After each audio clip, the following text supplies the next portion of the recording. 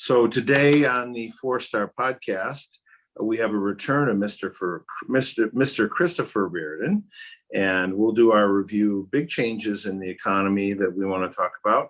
And also one of those changes being commodities, oil-related, natural resource-related. We'll have a guest speaker with us, a guest podcaster, Angus Baker, and he's with an oil development firm. And we have some investors that are with them. And I wanted to get his view on what's going on with the oil markets. A lot of wild things happening in the oil markets. And just this week with that pipeline going down, the gas prices are going through the roof. So it's going to be an interesting podcast. So let's get started. Okay, welcome back, everybody, to the 4-Star podcast.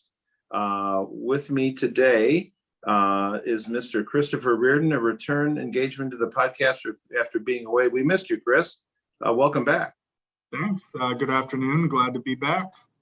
Excellent. Thanks, Chris. And of course, I'm Brian Kasal, your host of the podcast, along with my co-host, Chris Reardon. And Chris is our 4-Star Director of Development. He's the master of all things portfolio, I like to say. He still lives his golden doodle puppy, Hudson.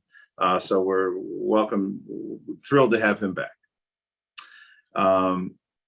And I'm Brian Kasal, the founder and CEO and CIO of 4-Star Wealth, Eagle Scout, trustee of the National Boy Scout Foundation, philanthropic advisor to CEOs, and husband to the amazing Tripty, and chief dad to Quinn and Evan.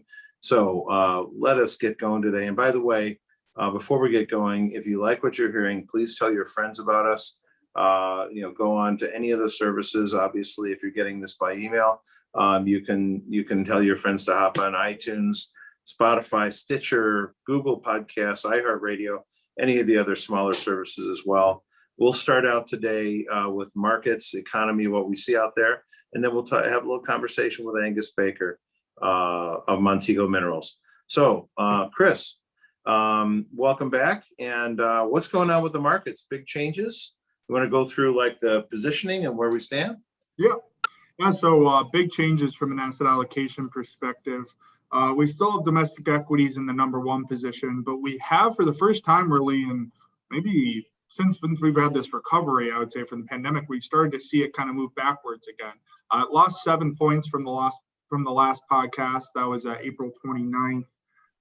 So it's at 314 tally points, as we would say.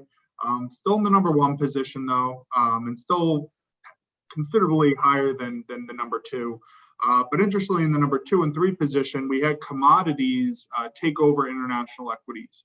It actually gained 18 points from the last podcast, and it moved up to 268 tally points. So once again, still a considerable gap there, but it is moving up heavily. So it'll be interesting to see how this plays out over the next couple months. International equities conversely lost 5 points. It's in the 3rd position now, and it's at 249. So we saw that weaken slightly. I will say, though, over the last couple months, we've seen kind of a jousting between international equities and commodities for that number 2 and 3 position. I think this is about as wide as we've seen it, but there has been times when commodities have faded, and international equities has gained ground. So doesn't necessarily mean commodities are going to make a massive move upwards relative to international equities. But we are kind of seeing that movement in the short term right now. Fixed income is in the 4th position.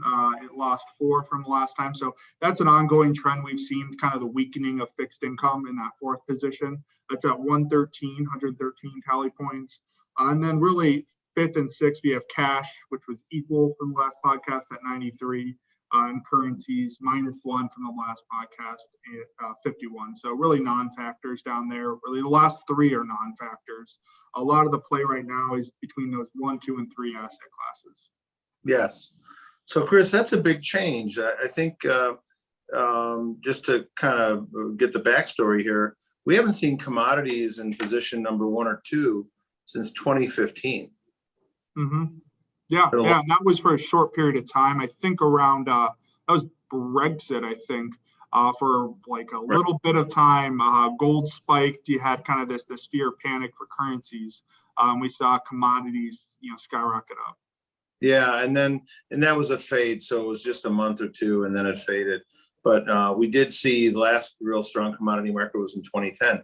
So we're going to talk a lot about that today. So that's a big change. So number one, U.S. equities, number two, commodities, and international still strong, but goes to three decidedly. They were kind of dancing right there, right at two and three together. Now commodities are clearly in charge of number two. So big change. What do we see out there with inflation then, Chris? Well, so the biggest news, and it's really impacted the markets this week, is the CPI numbers. You kind of had the volatility early in the week, was mostly kind of holding your breath before the number came out. And then the number came out. It was bad. It was expected to be bad. It came out at 4.2% year over year for April, which is it's a big number. There's no doubting that. It jumped from 2.6% in March year over year. So, it definitely increased significantly. I think the one key with this is this inflation here to stay, which is certainly a possibility, or is it just kind of a renormalization from the pandemic? And there was definitely some of that renormalization baked into that CPI number. And I should say even not normalization, it's a little out of the ordinary, but impacts from the pandemic.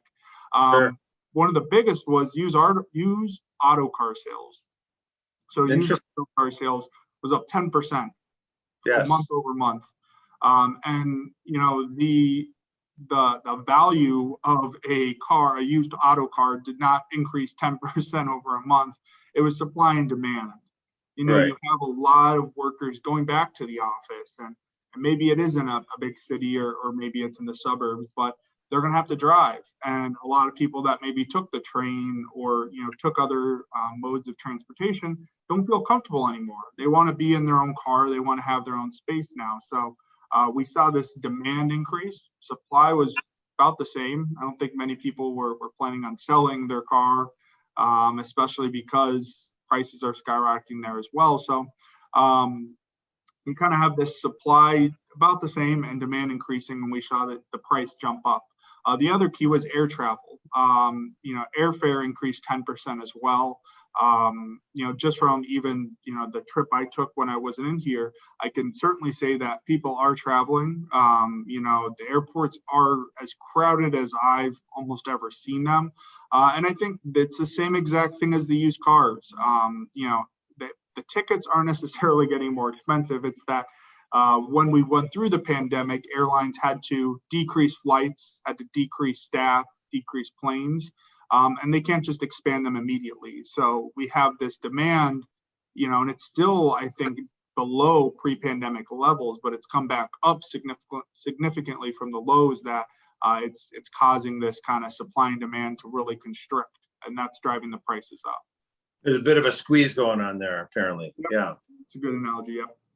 So with all the price inflation and commodities going into the second position, we also saw big sector changes, just turning back to the market for a little bit again.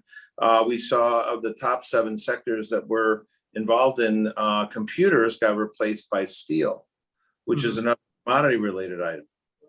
Yeah, I mean, I think that's one of the feeders for the commodities once again.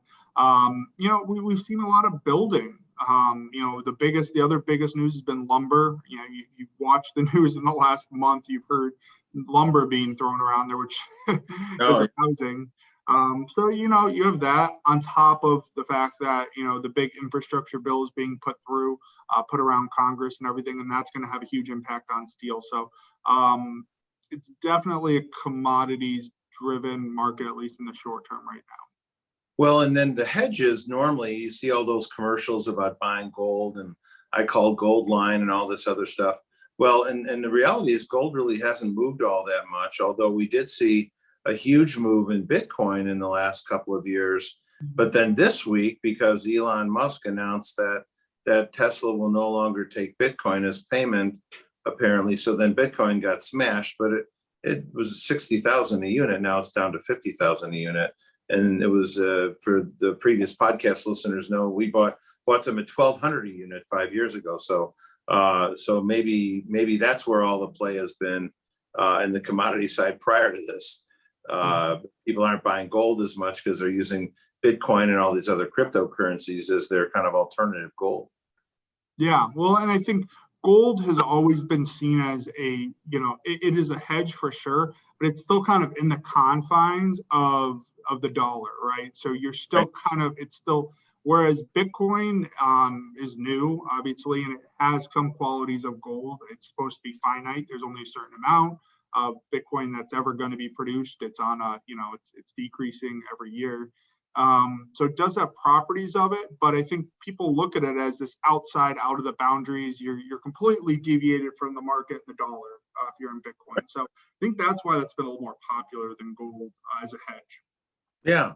Well, and then we talked a little bit about this. I know, Chris, you'd done some work a while back on the commodity super cycle. Do you want to talk a little bit about that? Like, where are we in a super cycle now, or just tell us the history of it? Yeah, so that's something that's being floated certainly right now.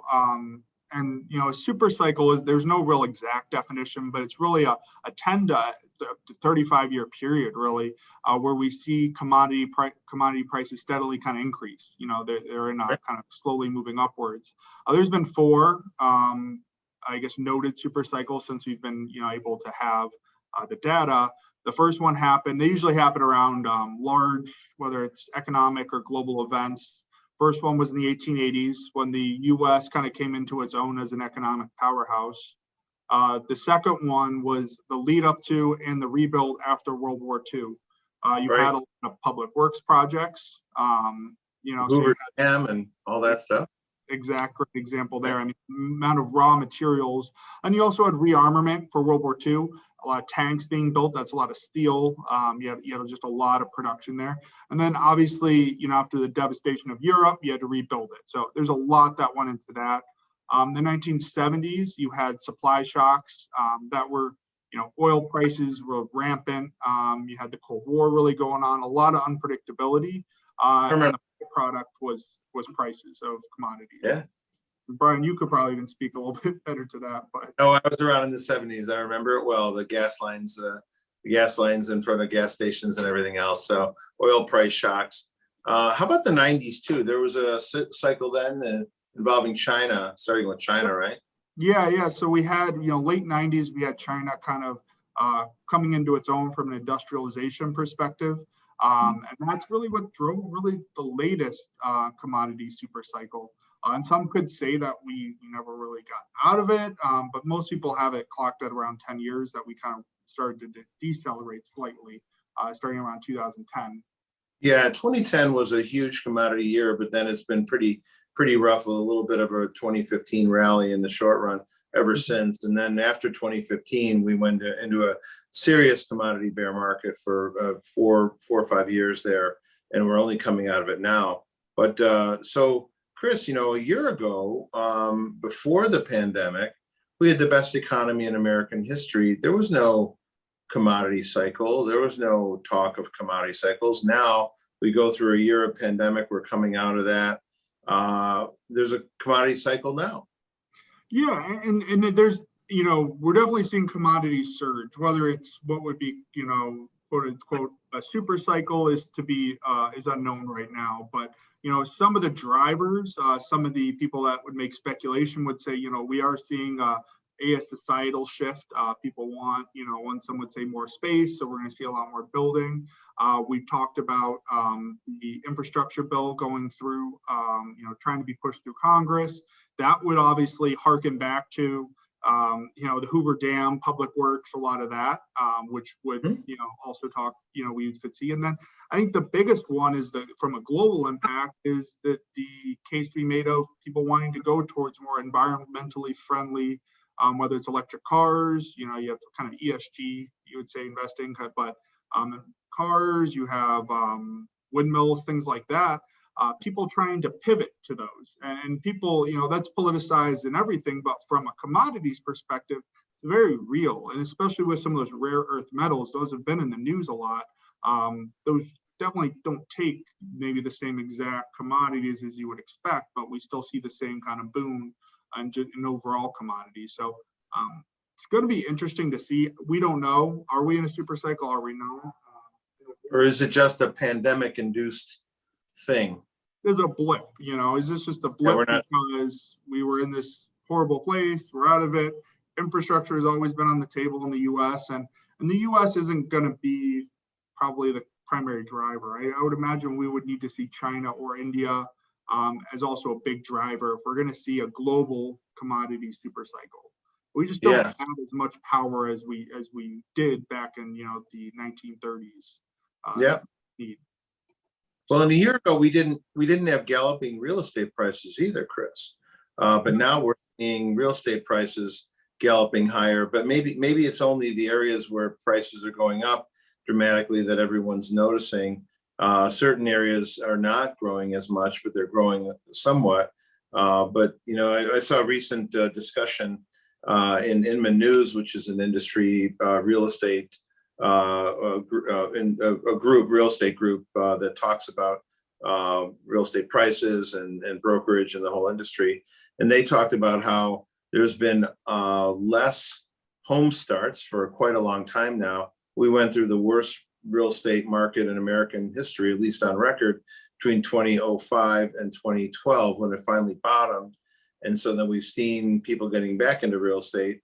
But all along for the last 15 years, we've seen less housing starts than normal, than average. And so now the thought process is based on that there's pent-up demand. There's millennials that haven't been purchasing homes. With Obamacare, people are staying on their parents' insurance longer. That's almost like a signal that maybe you grow up when you're in your late 20s and not in your early 20s. I think things have changed a little bit there. So people are now coming off all those programs, and millennials are wanting to buy places. So it's possible that that's true, that the big real estate super cycle is causing real estate prices to move up. But again, we didn't see this completely last year at this time. So, it remains to be seen. And also there's a lot of changes just in the way we operate. Ever since the pandemic, people are making changes, plus time marches on. So a lot of the factors that might have driven real estate prices, maybe they've changed too, but just the base level, there's an underinvestment in new homes. So there's very limited supply. So prices are going up and people are buying homes. And so that's part of this whole inflation thing, Chris, isn't it? Mm-hmm. Yeah. And as being from the millennial generation, I could speak to, I think that you go back 5 years and people were the premise was, are millennials ever going to leave the city? And it's just, they're defining, a whole new generation. Now fast forward to where we are now, it seems like that wasn't necessarily the case. That I think, the millennial generation just delayed really their home buying, maybe 5 to 10 years. And I think a lot of that coincides with college debt, finances, possibly Obamacare, kids staying home with their parents more. There's a lot of variables to it. I do think that, as a generalization, millennials tend to be having kids a little bit later. They want to be more financially secured. So I think you're seeing that trend. I think it's going to continue to play out. I think that, it just took another 10 years really before we really saw this generation kind of evolve to what, was being expected 5 years ago. Right. Well, so Chris, specifically on the economy, you had some numbers we were going to talk about the consumer price index, what that means, GDP, and then the jobless claims that came through. So yeah, the GDP was a big one. So the expectation was 5.6% for the first quarter. It came in at 6.3%. I would say the big thing there is to look at not that headline number, that 6.3%, but what's going to happen Q2, Q3, and Q4 is going to be more important. Similarly to the CPI, which jumped 4.2%, that's a headline number. It's going to be key, as we go out for the next couple months. Is it consistent or is it a blip? Is this kind of just, hey, things are kind of working their way through the system, or is inflation here to stay? Because inflation is the boogeyman per se. That's not what we want to see. Inflation is the scary aspect, and a decent amount of inflation, 2, 3, even 4% isn't going to hurt you. But if you start getting to 5, 10, 15% inflation, that can do significant damage to an economy. So that's Absolutely. what we want to look out for. I don't think it'll happen yet, but that's what the Fed's looking for. That's what a lot of economists are looking for, is that kind of red flag that inflation is starting to get out of control. And the reason they're looking there is it's been no secret that we're printing a lot of money. And usually when you print a lot of money, you see inflation rise. It just kind of tends to, one goes with the other. And so the fact that we haven't seen it yet, I think, has a lot of economists and a lot of probably the Fed kind of scared of, is it going to pop up, very quickly, or is it just not going to pop up? Are we in a different market right now? And with the pandemic, you could make the case that it's different times now. Right. Well, and even the Fed, Janet Yellen made the mistake of saying that the inflation might be back, and then she walked it back, right? So some the truth comes out, but they're saying now officially they don't expect inflation to be a big thing. Although many people will remember when a government official said that the subprime loan thing wouldn't be a problem, and it ended up almost destroying the country in 2008 and 2009. So the history of our public officials being straight with us on some of this stuff is dubious record. Let's put it that way. So we're all seeing inflation, and they're telling us there's no inflation out there. There's nothing to see. So we'll see how it plays out, Chris. We'll see how the market won't lie, right? No, yeah. I mean, it'll be interesting to see how it plays out and the impact it'll have on the economy from there. The other big thing is we had the jobs report numbers. For the April jobs, they added 266,000, I think it was. The expectation was 1 million. So that was the biggest miss, I think, on recorded history. Yeah. Expectation to reality. Right. But the underlying kind of paints a little bit of a different picture. Unemployment claims fell. They continue to fall to 473,000.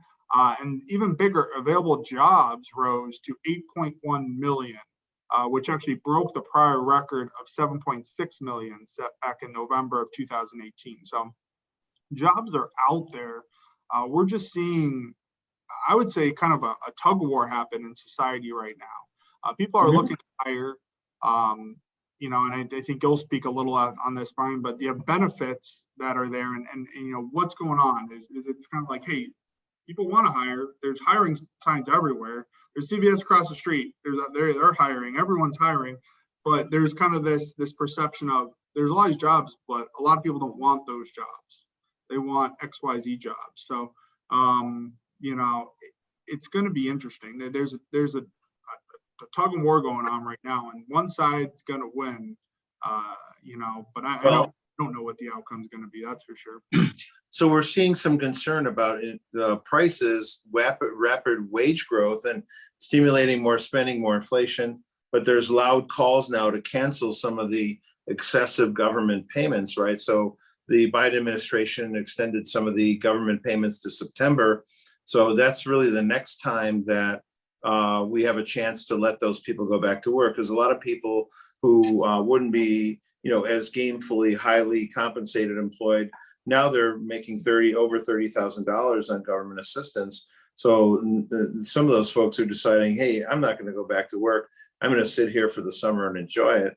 And so there's concern that 8.1 million open jobs with almost 20 million people unemployed, there's a big disconnect. And a lot of that has to do with these government payments.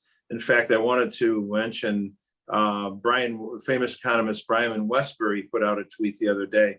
He said, just so everyone's clear on these issues, U.S. federal government policy has nothing to do with, he talks about a couple things, and he says millions of jobs going unfilled. So in addition to some other political stuff he mentioned. So that's kind of a tongue-in-cheek, obviously somewhat cynical comment, but clearly everyone does realize that people do respond to incentives. And if you're given money to sit on your couch, you might not get off your couch. And we're seeing too much of that going on right now. So a lot of folks are saying, hey, we've gone a little bit too far with it. Have we done too much stimulation? Have we overdone this? And I think there's a growing belief that we have. So Yeah, I mean, and I would say, on top of that, we talk about, I think $15 minimum wage and, there's certain right, aspects of it that get highly politicized. But I think the important thing to consider um, is relative spending power. And just because minimum wage is obviously the minimum, it's highly considered. So if you raise that, let's say 15% or 20%, and prices raise 20%, your relative spending power has not increased at all. Your right, relative spending power is the exact same. You could raise it to $100,000 as the minimum wage, and the economy is just going to adjust. So, I think that it's important. It does work short term, yeah, because that's not going to adjust immediately. But that 15 eventually is just going to readjust to be just as those people are just going to feel just as poor as they felt at that time if they're feeling poor when they had at $7 or $8. yeah. Um, Well, that's and just economics is it's a dismal science. So a lot of these trends that we see, it's hard to quantify necessarily unless someone does a study. And by the time the study is done, all the conditions have changed again. So it's very difficult to understand what is causing all these trends. But there are some things that are fairly recognizable. And one of those is clearly that we're paying people to not work. And so we need to get people back to work. And that was a big element of a bunch of previous recessions. Like, okay, we're going to stop the government payments to get you back to work and cause that tension where you have to go out and get a job. We're seeing the savings rate really high too, Chris, too, because people are getting money and they're not spending it all, they're saving it, right? Yeah, so I mean, the household income rose. I think it was 27 point, or it was a 21.1. Sorry, 21.1% Right. household income rose in March, which was a big rise. The biggest factor of that was we had the stimulus checks that went out. So it's kind of an artificial number, I would say. But the big underlying factor of that is that, like you said, the savings rate, which is at 27. Hold the number. It was 27.6. The 27.6% is the personal savings rate. That is the highest or second highest on record, I believe. That is a lot. So you have kind of these people that are out there that are getting these stimulus checks, getting extra unemployment benefits if they're not working, if they are working, and they're just putting that money away, paying down credit card debt. That's been in the news a lot too. People are taking loans out, they have debt, but it's just not credit card debt. So Right. you almost have kind of this, I would say, people are expecting a punch and you have this flinch before the punch. People are expecting this coming and they're trying to prepare. And it'll be, maybe there is going to be a punch. Maybe they're expecting some type of economic downturn coming. Yeah. Well, and we were worried, Chris, we were worried about an economic collapse last year because of the pandemic. That would keep employers from hiring and keep people unemployed. We now have the exact opposite trend. We got more jobs available than we thought. Economy has been much more resilient. A lot of that has been government assistance.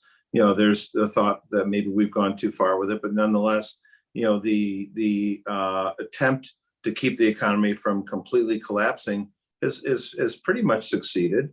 But now we need to look at it going back the other way.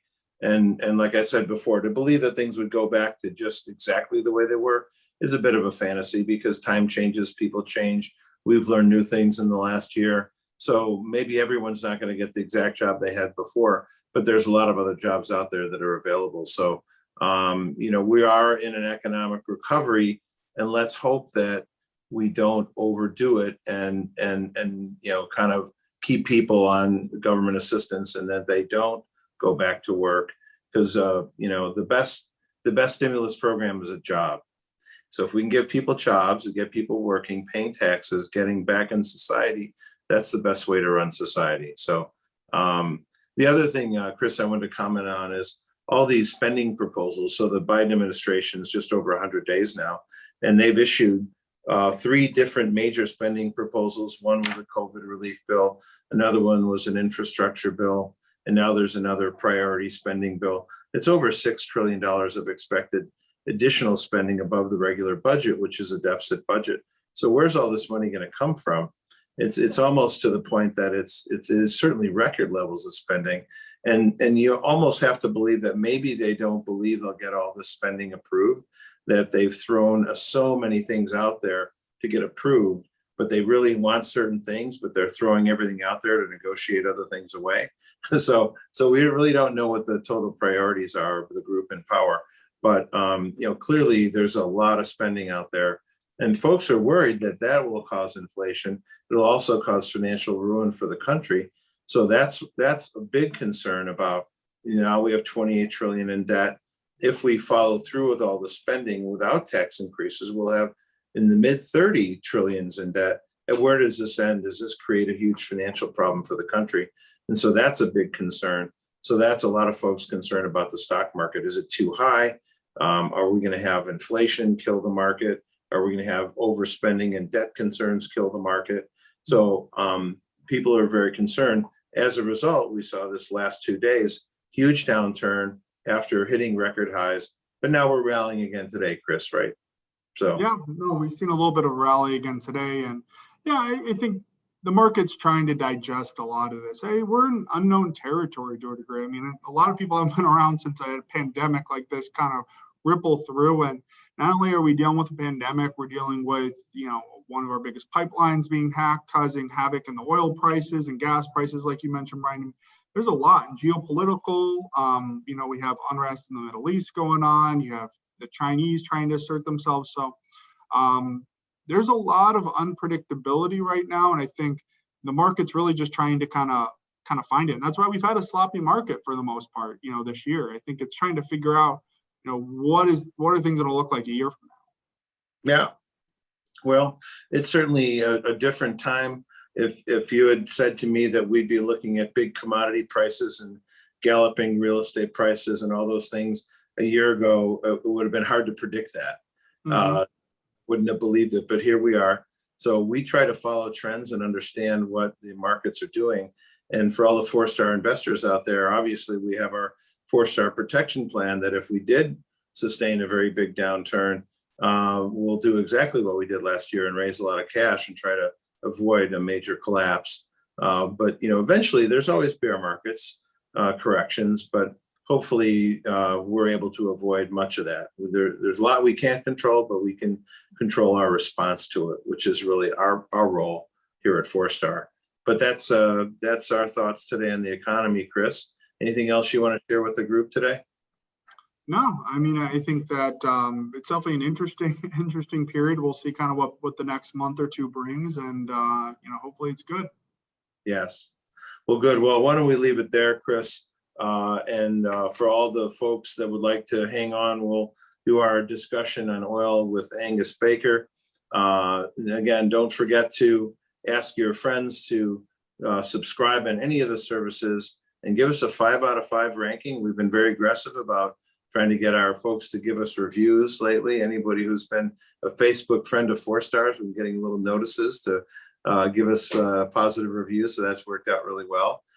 So thanks for being with us, everybody. And for our great corporate team and our great advisors here at 4-star and our corporate team, Chris Reardon, obviously, Laura Swanson, Karen, Tucker, Brian, Chris, and all the other folks who work with us.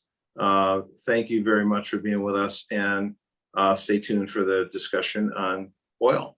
Welcome, everybody, to the extension of our podcast today. We're very lucky to have a special guest with us. With me here today is Mr. Chris Reardon. Chris, you're there? Yep. Good afternoon, everyone. Excellent. And Chris and I have the opportunity here to visit with everyone here today on the podcast with a very smart guy. He's the CIO, Chief Investment Officer. He also calls himself like the Chief Education Officer of Montego Minerals out of Midland, Texas, Mr. Angus Baker. Angus, welcome to the podcast. Thank you. Thank you very much. It's a pleasure to be here.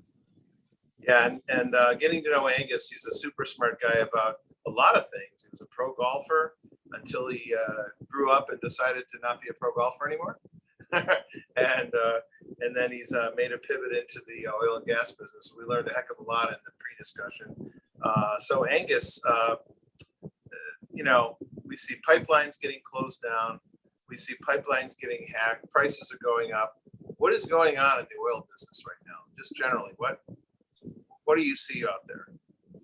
Well, there's a lot of things, and I would love for everybody to first understand that there are certain things that happen in our business that are short-term things. And then there are certain things in our business, the only one we really care about as royalty owners, because we are on the royalty and mineral side, not the working interest or exploration side. And the assets that we accumulate or aggregate for you and the investors are assets that are what we call legacy assets. These assets will produce for not only decades, but for generations. So the mentality of buying a royalty is basically long-term. So long-term assets really only are controlled by one thing and one thing only, and that's supply and demand. And supply and demand is controlled by one thing and one thing only, and that's typically population growth around the globe, not just domestically. And we saw that in the early days. So as far as pipelines go, as far as geopolitical issues go, which both of these, I think, are hiding behind the geopolitical banner. But you have things like hurricanes. You have things like winter, spring, summer, fall, which happens every year. Every year. You have speculation. You have fear. You have tornadoes. You have all kinds of things that affect the price of energy, but those are only short term. They only last for people. As a matter of fact, what happened in 2020 was a geopolitical issue between Russia and Saudi Arabia. Yeah. When all of a sudden, at a time when the world was really in what we would call a glut stage, where supply was so high. As a matter of fact, the United States was as high as it's ever been before. When you take that much oil and you dump it on the market at one time, then you drive the price down significantly. And it went to zero, right? It went on upside down. Well, in the futures contract, it did. As far as in the oil. Yeah, that's correct. Yeah. Now the reason nobody could take it is because they didn't have any place to put it. Right. So somebody lost a lot of money and lost the oil too. Right. But when the U.S. in November of 2019, the U.S. really hit the all-time high of 13 million barrels a day, and when they dumped all that market, now COVID had hit the scene a month before, which also drove demand. Here's a very unique stat. When I got into the business, the world used 65 million barrels of oil a day 20 years ago. Yeah. And today they use 100 million barrels of oil. Okay. So in 20 years, because of population growth, the demand has risen. And this is, if you think back 20 years ago, China really wasn't urbanized. It was still very rural. And India, I have pictures actually that I do in my presentation of nighttime vision from NASA, from space, across the globe all at one time on electrical use in 1970, when the population was 3.8 billion people, call it 4 billion people. And India doesn't have a single light on, and China doesn't have many. And so now when you update that to 2021, India is lit up like a Christmas tree. And China, obviously, and the United States too. I mean, it's unbelievable. They're developing infrastructure. They're using the same kind of resources we use now in America, basically, right? That's correct. They're becoming more Americanized, if you will. I'll tell you, there was a stat in the around 2010 that 10,000 cars a day hit the road in China for the very first time. Wow. So when you start that, you start using more oil and more fuel. So when that happens, then all of a sudden demand skyrockets and supply obviously can't keep up. So we went into this high period for a while. And we do it all the time. If we had an hour, we could talk solely on supply and demand and alternative energies and all those things. But when we buy an asset, we know that that asset is going to last for decades, if not generations. So all we want to know is that how much oil is in the ground. We don't. There's two risks in our business: production and price. Right. We're numb to price. We're completely numb. When that happened on April 14th, people started calling us and going, "Are you seeing this? Are you seeing this?" And we basically just said, "Seeing what?" Yeah, we're not looking. This is our fourth one. Okay, Yeah. so no, it's no big deal. Just do what they tell you when you get on a roller coaster and pull that seatbelt tight and just hold on, because we're going to wade right through this, and it's only going to take, history shows that it's only going to take 9 to 12 months, and we're going to rebound to, if not higher than we were when this all started. And it's true. So we look at this, and you quote the statistic that, you know, we use 100 million barrels a day, right? But if you listen to the press, sometimes you believe we're running out of oil and everything's going to be electric cars. I mean, was that even like a reality thought, or do we have plenty of oil? It's about as true as that we're going to change the climate. And here's what I mean. Most people don't realize this. Everything in this world is oil-based. Almost everything, except human beings, except the body of a human being. But the shirt we have on, the shoes we have on, everything we touch, everything is oil-based. Now, what most people don't realize is that only 25% of the consumption of oil goes to the automobile industry to make automobile fuel. The other 75% is industrial and manufacturing. And everything that you see and touch is oil-based. So when someone comes up to me and says, I don't really think I'm going to wade into the oil business right now because I think we're heading towards electric vehicles, then I know immediately that, number one, that person doesn't know all the stats about the oil consumption business.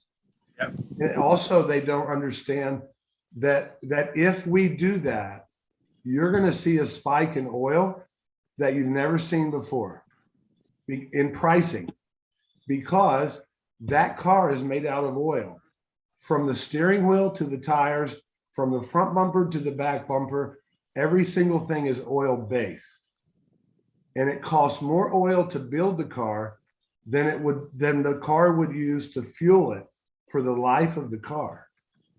Now talk about the infrastructure that's necessary from coast to coast, because I'm not going to take off and drive to El Paso, Texas in an electric car. I can't make it. So I got to have a charging station somewhere along the way. Right. From Texas to California, from Texas to New York. You better have 2 or 3 or 4 or 10. And all those stations, from the building that's built to the actual chargers, the hose that goes from the charger to the car, the plug that goes into the car, it's all oil based. So the electric car will end up causing oil consumption to go sky high. Well, so, Chris, I know you were looking into whether America's energy independent, Chris, right? Any thoughts on that? You know, I think what we talked about, and it was really touted by Trump, I think, President Trump, that, you know, we're finally oil or energy independent. And actually, at some point, we were actually shipping oil out, which was a first as well. Can you speak to, is there any truth behind that, and what's it really look like? Well, I'll tell you, we are energy independent when it comes to natural gas. We have enough natural gas to supply the world for hundreds of years. But we're not energy independent when it comes to oil, because the United States, as I said a minute ago, the globe uses 100 million barrels of oil a day. And when COVID hit, it dropped to 65 million. The United States uses 20 million barrels of oil a day. So the highest we've ever produced, which happened in November of 2019, we reached a high of 13 million barrels a day. So if we use 20 million barrels a day and we produce 13 million barrels a day, are we energy independent? No. No, we have to get 7 million barrels of oil a day to subsidize the consumption by the United States alone.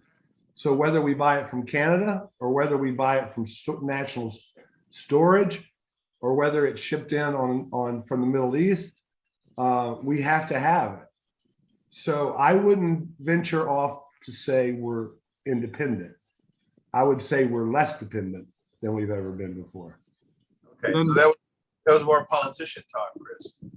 Yeah, and with that, so it's true though that we were shipping oil. If we're not even energy independent, why are we, exporting oil? Which, at one point was made this big deal about how we have to redo the infrastructure to make it so we can export oil out. And the first ship carrying U.S. oil was going over to Europe. Is that all political, political aspect of it, or what's going on there? The United States is not in the oil export business. Mm-hmm. However, you have in the oil business, you have what's called oil liquids. Mm-hmm. Now, most people consider gas as just the gas that you turn on your stove, and that's called dry gas. But in the oil business, you have liquids, natural gas liquids, and they call them the Thane brothers, the Ain brothers, butane, propane, methane. They all end with ain, but those liquids is what we export. Gotcha. And we can also export automobile fuel, because a lot of companies, a lot of countries don't have the ability to manufacture and refine to make their own automobile fuel. But as far as crude oil, I don't think we export any. I mean, if we do, it might be a very small amount, but we really need to save all that stuff for us. Interesting. So we've seen oil. Obviously, it went negative this time last year, roughly, but now it's come back. Now it's been strong, and there's been more consumption. Oil prices are coming back. You're talking about this $50 a barrel oil. What's the important part about that? Are we underwater if we don't have 50, or? Well, I'll tell you, the mentality of us at Montego in the acquisition business, there's two risks in our business: price and production. So price, we know from being in the business for 74 years that the globe cannot operate sub $50 oil. It just can't do it. And if you look back at a history of oil prices, really only going back 20 years, not necessarily the 100 years that the oil's been producing. If you go back 20 years since the start of horizontal drilling, you look at that chart, you will only see oil drop below 50 just a few times. And when it drops, it really drops between 40 and 50. If you look at how many times it drops below 40, you're only going to see it once or twice or three times. And when you look at the chart, you will notice that it only stays there for a short period of time. Now, when you're a royalty owner, it's kind of a hedge, okay? It's kind of an inflation hedge. So when oil prices go up, it actually creates inflation. Price of goods and services start becoming more expensive because it takes more money to transport that. So when you're a royalty owner, your check we're the only people that put the handle back on the pump at $100 oil and smile, because our checks coming in at the end of the month is going to show an increase probably greater than the increase of the gallon of gas. Not to mention, we can also cut back on how much we drive to help, curb a little bit of that expense.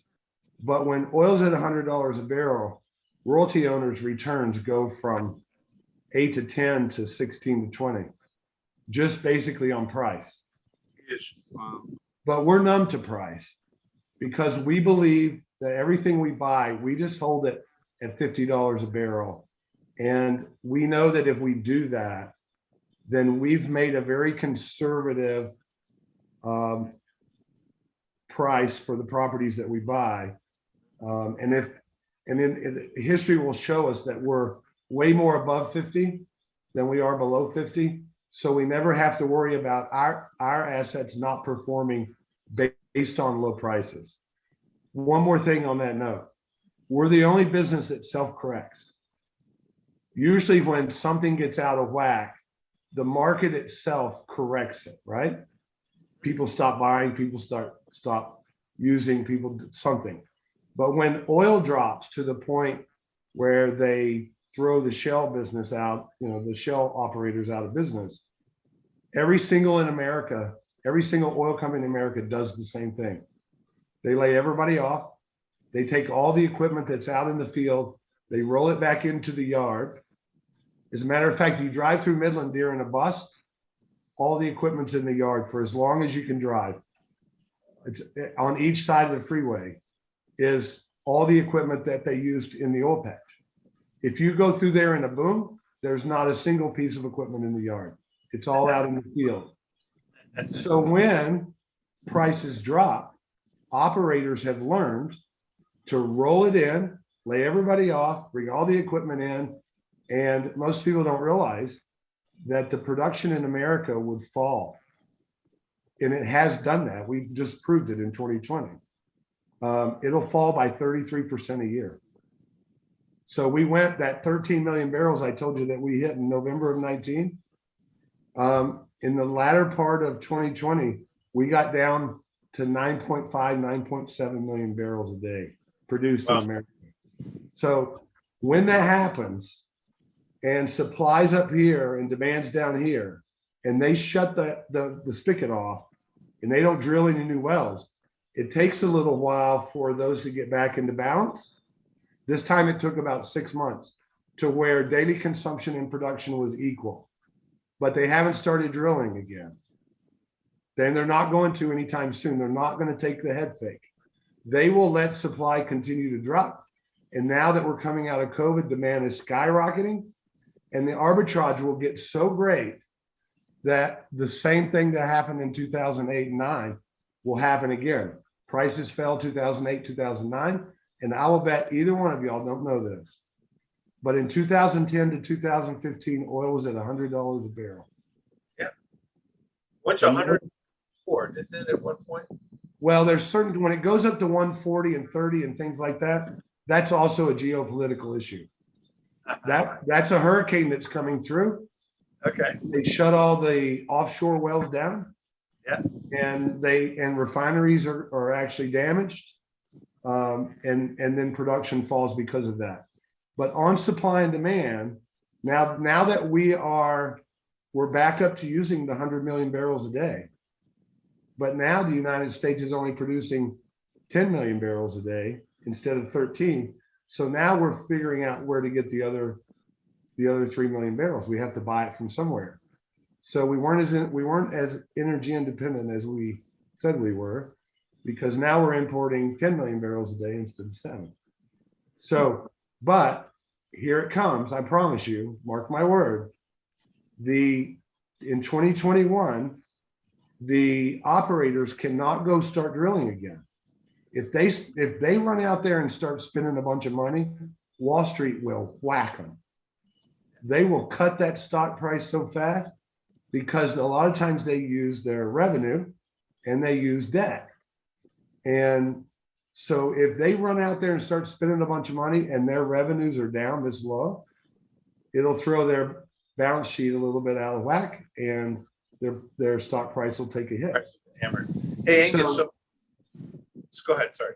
So it'll take about another year, probably towards the end of 2021, and prices will get up. I think they're going to go back to 100. I'm not here to argue with somebody about that, but Based on my experience, I think they're going back there again. Then at that point, everybody starts getting in the business again. I guess. So if oil prices stay above 50 and go higher, a lot of people have said, well, that's really not great for the economy because everybody pays more for gas and other, the oil cost goes through the system. But we have a huge oil industry in America. So there's a lot of people that go to work and a lot of people that drill and a lot of offshore drilling. So there's almost like a natural hedge there.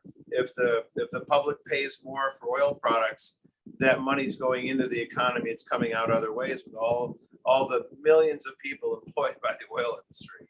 That's correct. So that's okay. So higher oil isn't necessarily the worst thing in the world, but it may hurt you at the pump in the short run.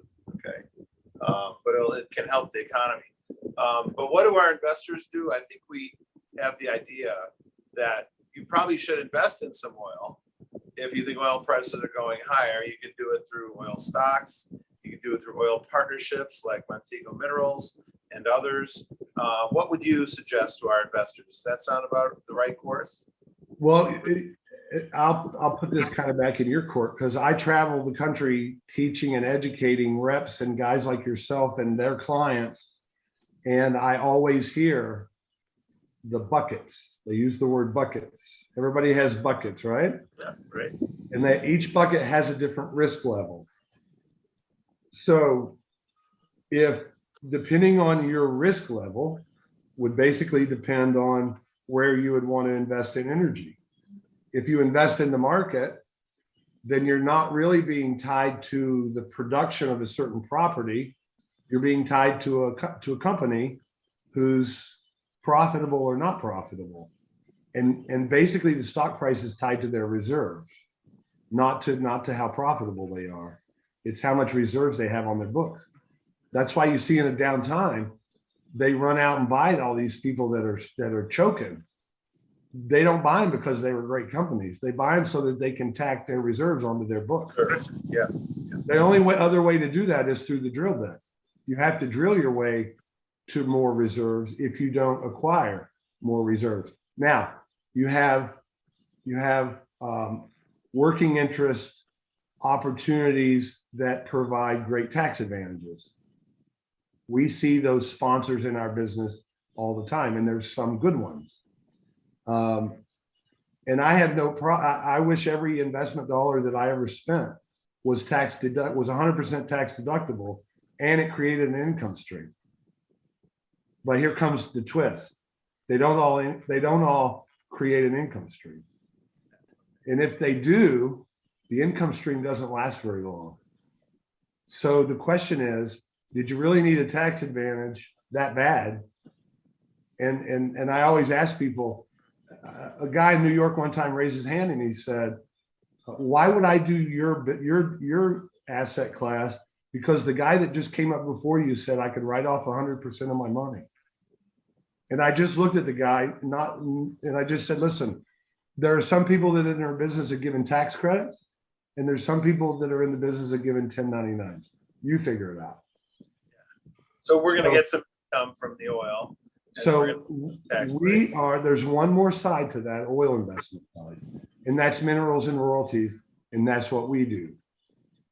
We actually are the landlords. You're in the land business. Yeah, we're in the subsurface business. Right. And in a lot of places in America, your subsurface rights are worth zero.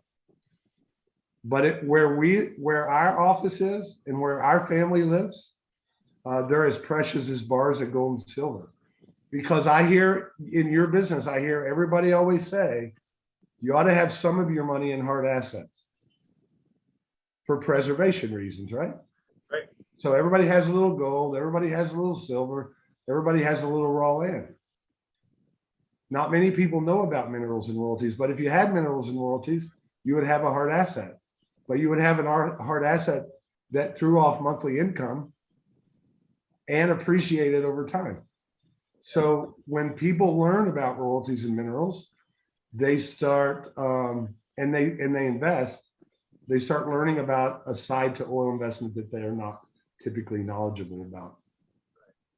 So that's a good game plan. I think I think the message is let's invest in oil directly or royalties, not necessarily oil stocks, but maybe they're a good hedge, maybe they're not, but that's a whole different game. That all depends on your risk tolerance. Yeah, that's right. That's right. If you want the market risk that comes along with energy, put it in the market. If you want the drilling risk, we call that wealth creation. Yes. There's a lot of people that made a lot of money in that business. Let's a lot hope. of wealthy families, but Yes. there's a lot more wealthy families that own the land that leased to those people who got wealthy. Right. And there's a lot of family wealth across the United States. Most people don't know this. In 2020, $14 billion was paid to royalty owners in the state of Texas alone. Wow. That's not a small asset class. And it also has to be the lowest price in a single year average that we've seen in decades. So imagine how much is paid when oil's at 100. We're talking about 28 to $30 million a year goes to a mineral owner or a royalty owner. And a royalty owner and a mineral owner has no expenses and burdens no liability. And it's our job to find you guys assets that are legacy assets. And when I use the word legacy, I mean they're so long-term that they can actually be passed from generation to generation, which leads me to the last thing. This asset can also be used as an estate planning tool. My family's done that. My dad told me before he passed away, he said, I want to make sure two things happen. Number one, I want to make sure your mom doesn't outlive her money, which if she would have just sitting there in cash, she would have been pulling it off every month to live off of. But we put it into royalties and minerals and she lives off the dividend. The other thing is, he said, it took me 40 years to build this wealth. And I want to, and when we were a blended family. So, and I had ended up with 6 sisters. So he told me, he said, I don't want your sisters to get lump sum when your mom passes away, because 4 of them would be broke in a year. And it took me a long time to build this wealth. So we threw it all in a family trust, and we will bleed that, and we've had numerous acquisitions over a 20-year period. And we will bleed that income to me and to my sisters. And then when we pass, we'll pass it on to our kids. So it's all about royalties, and you can pass it between generations, and it's a great estate planning tool as well. Correct. That's great. Chris, do you have any more? Well, yeah, one quick thing. Have you ever read the book, Angus, Killers of the Flower Moon? Have you ever heard of that book? I have not. Fascinating story, similar to what you said, but it's actually about in Oklahoma and the Osage Indians. Back then, they realized oil was found in Oklahoma, and all these drillers went and bought the land. The Indians sold it for cheap. The Osage Indians actually had royalties. They were smart enough to reserve royalties, and they became this is early 20th century, they became the richest per capita population in the United States. So you go to this richest little town in Osage, Oklahoma, and you had millionaires, which was huge back then. But it shows the power of all these other reservations. Bought it, sold it for a couple million. These guys negotiated a royalty and benefited for a long time. There's a lot of families that can match that story. I'm gonna one up you once, okay? There's a small church in West Texas that a gentleman gifted his minerals to before he died in the 60s. That became the largest oil field in the Permian Basin. And that's the richest church. The church only has 100 and something members. And the church is the richest church in the world. Wow. Because they ended up drilling over 8,000 wells. And that church got 25 cents of every dollar that those 8,000 wells had produced. And he owned 100% of the minerals.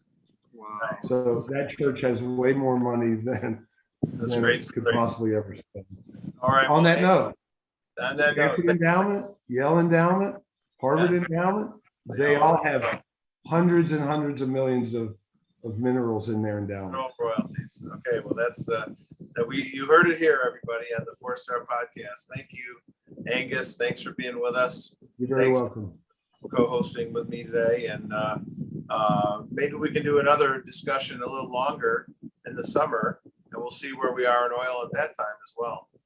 I'd love to do that. Thank you very much for having me today. I enjoyed it. Thanks, Angus. Thanks so much. We'll leave Okay. it there, everybody. Thanks for being with us on the 4-Star Podcast, everybody. Have a blessed day. Take care.